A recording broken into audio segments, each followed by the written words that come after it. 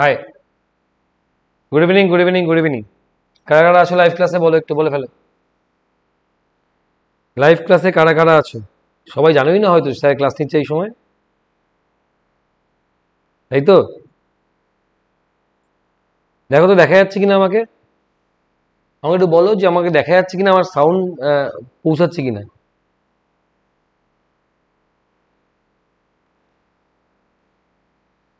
আমাকে একটু বলবে যে আমাকে তুমি দেখতে পাচ্ছ কিনা, আমার সাউন্ড তোমার কাছে পৌঁছাচ্ছে কিনা।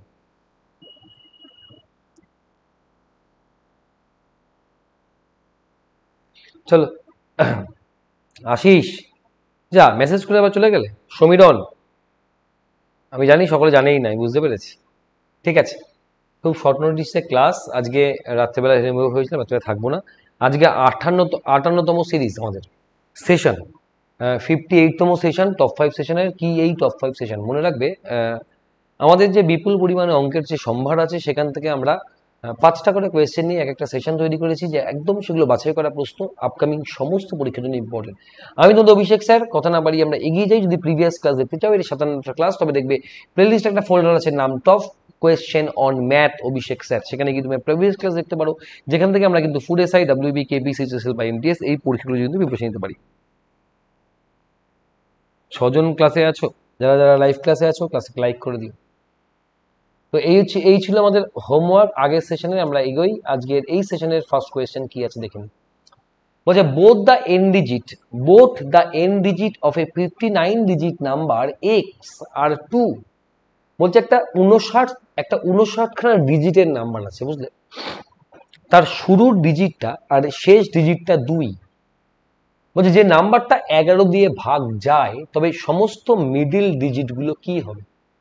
একটা 59 ডিজিট নাম্বার যার শুরুর ডিজিটটা আর শেষের ডিজিটটা 2, নাম্বারটা যদি 11 দিয়ে ভাগ যায়, তবে মিডিল ডিজিটগুলো কি হবে? তুমি একটা কাজ করো, তুমি একটা 3 ডিজিট নাম্বার, যেহেতু 59 ডিজিট নাম্বার মানে total number of digit odd, তুমি একটা 3 ডিজিট নাম্বার ধরো, একটা 5 ডিজিট নাম্বার ধরো। তুমি ধরে নাও একটা 3 ডিজিট নাম্বার আর একটা 5 ডিজিট নাম্বার। 3 ডিজিট নাম্বারটা ধরবে কি হবে? 2k2, আর 5 ডিজিট নাম্বারটা 2k2। তো আমাদের সমস্ত মিডল ডিজিটগুলো সেম বলেছে। চলো আমরা এগোই এখান থেকে। দেখো, 11 দিয়ে ভাগ যাওয়ার নিয়ম কি? আমরা জানি 11 দিয়ে ভাগ যাওয়ার নিয়ম অল্টারনেট পিক আপ করি। তো তাহলে এক্ষেত্রে 2 আর 2 একদিকে তুললে 4 হবে, আরেকদিকে পড়ে আছে কে। এই দুটোর ডিফারেন্স, আমরা 11 দিয়ে ভাগ যাওয়া মানে ডিফারেন্সকে 0 হতে হয়। 4 আর কে এর ডিফারেন্স 0 হতে গেলে কিন্তু কে এর মানটা 4 হতে হবে। দেখো এখানে যদি কে এর মানটা আমরা 4 বসিয়ে দিই, তুমি খেয়াল করে দেখো, তাহলে 2 আর 4 6, আর 2 8। এ দেখো 4 4 যোগ করলে 8। দেখো তুমি ডিফারেন্সটা সেই 0ই কিন্তু হলো। তার মানে আমরা বলবো কে এর মানটা 4 হলে অল দ্য মিডিল ডিজিট, ধরো 7 ডিজিটের নাম্বার হবে। তুমি ট্রাই করে দেখে নেবে। তাহলে এই নাম্বারটা তুমি কে এর জায়গায় সব 4 বসাও, দেখবে এটা 11 দিয়ে বিভাজ্য হতে হবে। এটা ভালো কোয়েশ্চেন। এটা কিন্তু এই 59 জায়গায় অনেক সময় কিন্তু লেখা থাকে, দেখবে 99 ডিজিট নাম্বার, 81 ডিজিট নাম্বার, এগুলো সবে কিন্তু তাই হয়। শুরুর ডিজিট আর শেষ ডিজিটের যোগফলটাই হয় মিডল ডিজিটগুলো। তাহলে আমাকে বললো শুরুর ডিজিটটা 3 আর এন্ড ডিজিটটা, শুরুটা 2 এন্ডটা 3, মাঝখানে আরো 3টে ডিজিট আছে, মোট 5 ডিজিটের নাম্বার। আমরা তখন বলবো কে এর মানগুলো কিন্তু 5 করে হবে। মজার কোয়েশ্চেন। ও আমি তো জানাইনি সকলকে জানাই গুড মর্নিং, গুড নুন, good afternoon, good evening, good night. পরের কোয়েশ্চেন চলো। এন বলছে একটা হোল নাম্বার, গ্রেটার দেন 1, যার মানটা 1-এর থেকে বড়, তবে বলছে এই টার্মটা কি দিয়ে ভাগ যায়? কিছুই না, একবার এন এর মানটা তুমি 2 পুট করবে এর মধ্যে, একবার এন এর মানটা তুমি 3 পুট করবে, দুটো আলাদা আলাদা রেজাল্ট বেরোবে, দুটোর কমন ফ্যাক্টরটাই উত্তর আসবে। আমাকে বলছে এন এর 1-এর থেকে বেশি এন এর যে কোনো মানের জন্য ওই n square into n square minus 1 টার্মটা কি দিয়ে ভাগ যায়? তাহলে এন এর মানটা 2 পুট করো। 2 যদি পুট করি এখানে আমরা, তাহলে 2 দুগুণী 4, এখানে 2 দুগুণী 4 মাইনাস 1 মানে 3, তাহলে এটা রেজাল্ট হচ্ছে 12। আর এন এর জায়গায় যদি 3 পুট করি, তাহলে বলবো 3 তিরিকে 9, আর এখানে 3 তিরিকে 9 মাইনাস 1 মানে 8, তাহলে পেলাম 72। তুমি বলো আমাকে 12 আর 72-এর মধ্যে কমন কি আছে? বলবো স্যার 12 আর 72-এর মধ্যে কিন্তু ম্যাক্সিমাম কমন 12 আছে। না, ডি উত্তর হইবেক নাই। সমীরন, এই সমীরন তুমি সবসময় না ছবি চেঞ্জ করো, কি কেস বলো? এই তো আমার সাথে কথা বলবে, কথা বলছো না কেন কেউ? সবাই কেন সাইলেন্ট হয়ে রয়েছে? কি কেস বলো তো আমাকে, কেস বলো। সবাই এরকম সাইলেন্ট হয়ে গেছো কেন গো?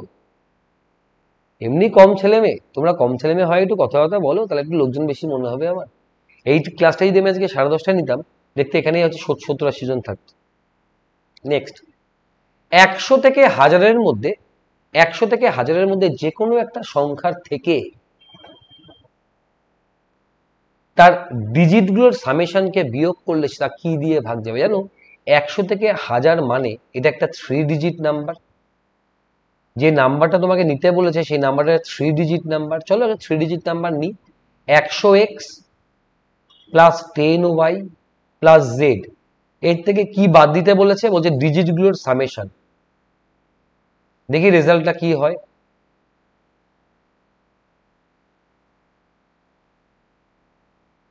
তাহলে 100x থেকে x বাদ দিলে 99x, 10y থেকে y বাদ দিলে 9y। তাহলে আমরা কমন যাই n 9, তাহলে বলবো স্যার আমরা আমরা এখান থেকে উত্তরে বলবো, দাঁড়াও ওয়েট, এখান থেকে আমরা উত্তরে বলছি 9 কমন নিয়ে নিলে বলবো 11x প্লাস y। তাহলে অলওয়েজ বলবো divisible by 9। Tiklu good afternoon. তাহলে বলবো 9 হচ্ছে আমাদের উত্তর। দেখো এটা যদি আমরা কোনো নাম্বার ধরে করতাম, ধরো আমি নাম্বারটা ধরলাম 101, তার থেকে তুমি 2 বাদ দাও, দেখো 99। 2 কেন বাদ দিলাম? ডিজিট গুলোর সামেশন। 101 এর মধ্যে কি কি ডিজিট আছে? 1, 0 আর 1। দেখো 9 দ্বারা ভাগ যায়। ধরো ধরলাম 105, 6 বাদ দাও, দেখো 99। ধরো ধরলাম 112, তাহলে 4 বাদ দাও, দেখো 108। তুমি দেখো সবই 9 এর মাল্টিপল। এটা হচ্ছে 9 ইন্টু 11, 9 ইন্টু 11, 9 ইন্টু 12। তবে সব সর্বদাই দেখো 9 দ্বারা বিভাজ্য। এটা কিন্তু আমাদের থিওরি। পরবর্তী প্রশ্ন, two worker A and B, দাঁড়াও, two worker A and B, এক second,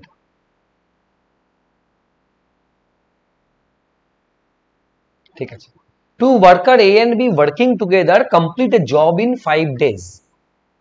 If A work twice as efficient as he actually did, মানে ওর অ্যাকচুয়াল যা ক্ষমতা তার দ্বিগুণ ক্ষমতা অনুযায়ী কাজ করছে, আর বি বা সেকেন্ড জন 1/3 এফিসিয়েন্সিতে কাজ করছে, তবে কাজটা 3 দিনে শেষ হয়ে যাচ্ছে। এ একা করলে কত সময় লাগবে? এই কদিন আগেই স্পেশাল ক্লাসে অঙ্কটা দেখিয়েছি আমি। দেখো এ আর বি দুজনে একটা কাজ করে মানে, এ আর বি দুজনে 5 দিনে একটা কাজ করে মানে মোট কাজের পরিমাণটা এটা। আমরা সূত্র কি জানি? আমরা সূত্র জানি m1d1 ইকুয়াল টু m2d2। এর প্রথমে m1টা কত? একটা এ একটা বি, কাজ করে কদিনে? 5 দিনে, ইন্টু 5। পরে পরে বলছে এ টোয়াইস এফিসিয়েন্সি মানে টোয়াইস অফ এ, আর বি বলছে 1/3 এফিসিয়েন্সি b/3। এই এফিসিয়েন্সিটা কাজটা করে 3 দিনে। হ্যাঁ, এটা কদিন আগে দেখালাম না আমি? নর্মালটা দেখিয়েছিলাম, শর্টকাট সবটাই দেখিয়েছিলাম।